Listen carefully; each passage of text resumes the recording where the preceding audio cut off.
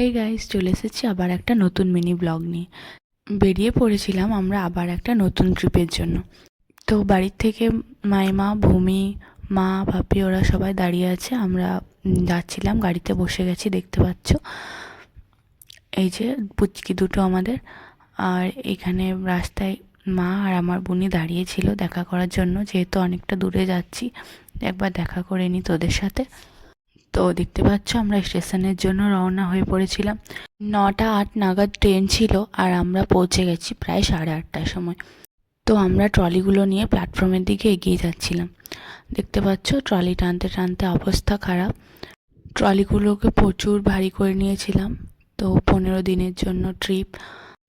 দেখতে পাচ্ছ আমরা এখানে বসে ওয়েট করছিলাম। আর আমাদের ট্রেনটা প্রায় 1.5 ঘন্টার মতো লেট হয়ে গেছে। 9টার ট্রেনটা আমরা পেয়েছিলাম প্রায় 10:30টার পর। এখানে ওরা দুজন মিলে খেলা করছিল। দেখতে পাচ্ছ ও এখানে একটা ঠাম্মির সাথে গল্প করছিল। আমাদের ট্রেন দেখতে পাচ্ছ চলে এসেছে। আমরা ট্রেনে উঠে পড়ি প্রায় 10টা 40 নাগাদ। ওঠার পরেই লাগেজ টাগেজ রেখে আমরা ডিনারটা সেরে নিয়েছিলাম। দেখতে পাচ্ছ সকাল হয়ে পড়েছে। আর সেই দিন সারাদিনটাই ট্রেনে সকাল সকাল চা, ব্রেকফাস্ট সব দিয়ে চলে গেছিলো। দেখতে পাচ্ছ এরা খাইয়ে দিচ্ছে, তো নিজে খেতে পাচ্ছে না।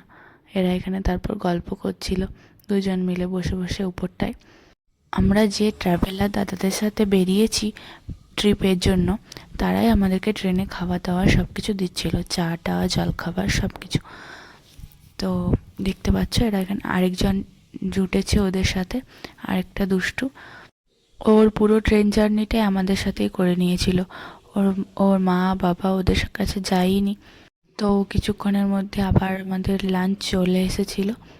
সন্ধেবেলা আরও ঘুম থেকে উঠে আবার উঠে পড়েছে ওপরে, 3জন মিলে খেলতে শুরু করেছে।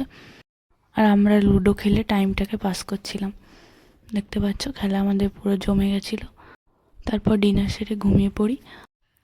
দেখতে পাচ্ছ টাইমটা, আর এখন প্রায় মাঝ রাত, পুরো ঠান্ডা, আর আমরা এতক্ষণে ট্রেন থেকে নামবো।